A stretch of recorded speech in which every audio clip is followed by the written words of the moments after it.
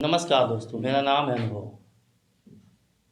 दुनिया की जानी-मानी न्यूज़ संस्था बीबीसी ने आज एक रिपोर्ट पेश की है और इस रिपोर्ट के आने के बाद सोशल मीडिया पे बहुत सारी चर्चाएं हो रही हैं। रिपोर्ट है इलेक्टोरल बॉन्ड से जुड़ी हुई, जिसमें ये बताया गया है कि 23 ऐसी फार्मास्यूटिकल कंपनीज़ हैं, 23 दवा बनाने वाली कंपनीज़ हैं, जिन्होंने इलेक्टोरल बॉन्ड के माध्यम से 762 करोड़ रुपया का चंदा राजनीतिक दलों को दिया है। सबसे ज़्यादा चंदा भारतीय जनता पार्टी को ही गया है। और खबर ये है इसमें कि ऐसी भी कई कंपनीज़ हैं जिनकी दवाओं के टेस्ट कई बार फेल हुए हैं और उन्होंने भी चंदा दिया है। ऐसी भी कई कंपनीज़ हैं इनमें जिनके ऊपर ईडी या अन्य किसी एजेंसी के द्वारा वित्तीय अनियमितताओं को लेकर के कार्यवाहियाँ हुई, छापेमारी हुई और छापेमारी और कार्यवाही के बाद इन्होंने इलेक्टोरल बॉन्ड के माध्यम से राजनीतिक दलों को चंदा दिया और सबसे ज़्यादा चंदा भारतीय जनता पार्टी को गया है। बीबीसी पर प्रकाशित इस खबर को आप ज़रूर पढ़िएगा। उसमें विस्तार से बताया गया है कि कौन कौन सी ऐसी कंपनीज़ हैं और उनकी कौन कौन सी दवाओं के टेस्ट कितनी कितनी बार फेल हुए हैं और उन्होंने इलेक्टोरल बॉन्ड के माध्यम से किन किन राजनीतिक दलों को चंदा दिया है। मैं आपको संक्षिप्त में इस रिपोर्ट की कुछ मोटी मोटी चीज़ें बता रहा हूँ, जिसमें पहला तो यह कि 23 कंपनीज़ हैं जिन्होंने 762 करोड़ रुपया का इलेक्टोरल बॉन्ड के माध्यम से चंदा दिया है। पहला नाम इसमें टोरेंट फार्मास्यूटिकल कंपनी का है, जिसके 2018 से 2023 के बीच में 3 बार दवाओं के टेस्ट फेल हुए हैं और इसने 77.5 करोड़ रुपए के बॉन्ड खरीदे थे और जिसमें 61 करोड़ के बॉन्ड भारतीय जनता पार्टी के खाते में गए हैं।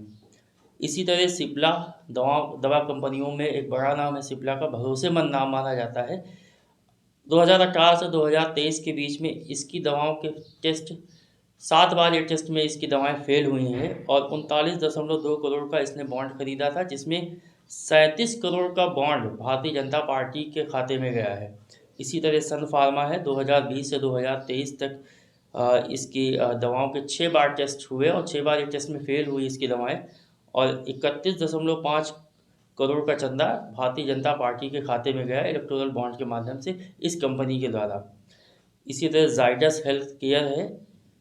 जाइडस हेल्थ केयर ने ही रेमडेसिविर इंजेक्शन बनाया था, जो कोरोना में बहुत ज़्यादा जिसकी डिमांड थी। एक जीवन रक्षक इंजेक्शन के रूप में कोरोना पीरियड में लोग इसकी मांग कर रहे थे, जो बहुत सारे लोगों की ज़िंदगी बचाने में काम आ रहा था। इस इंजेक्शन की बड़ी ब्लैक मार्केटिंग भी हुई उस दौरान और इस इंजेक्शन को लेकर के बिहार के ड्रग रेगुलेटर ने जो है इसकी क्वालिटी पर सवाल उठाया था और इस कंपनी ने भी 29 करोड़ का इलेक्टोरल बॉन्ड खरीदा था और जिसमें 18 करोड़ रुपए भारतीय जनता पार्टी के खाते में गए।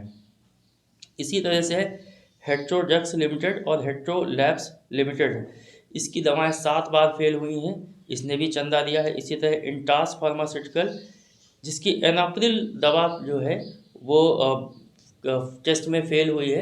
एनाप्रिल ब्लड प्रेशर और शुगर पेशेंट को दी जाती है और इसने 20 करोड़ रुपया का जो है इलेक्टोरल बॉन्ड खरीदा था और सारा चंदा भारतीय जनता पार्टी के खाते में गया है। और भी बहुत सारे नाम हैं, उस खबर को आप ज़रूर पढ़िएगा। उसमें ऐसी भी कंपनीज़ के नाम मिलेंगे जिनके खिलाफ एजेंसी जांच कर रही थी अनियमितताओं को लेकर के और उन्होंने भी इलेक्टोरल बॉन्ड के माध्यम से चंदा दिया है और सबसे ज़्यादा चंदा भारतीय जनता पार्टी को गया है। ये खबर वाकई आपके स्वास्थ्य को हिलाने वाली खबर है। जो व्यक्ति ये सोचते हैं कि हम बड़ी कंपनीज़ की दवाएं ले रहे हैं, तो वो अपनी दवाओं को किस तरह से मार्केट में ला रहे हैं।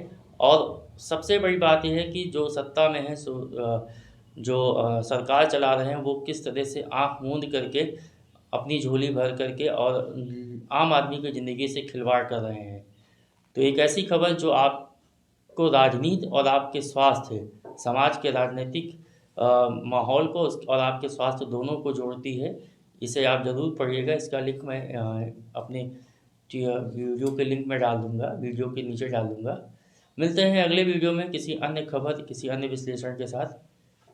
नमस्कार, धन्यवाद।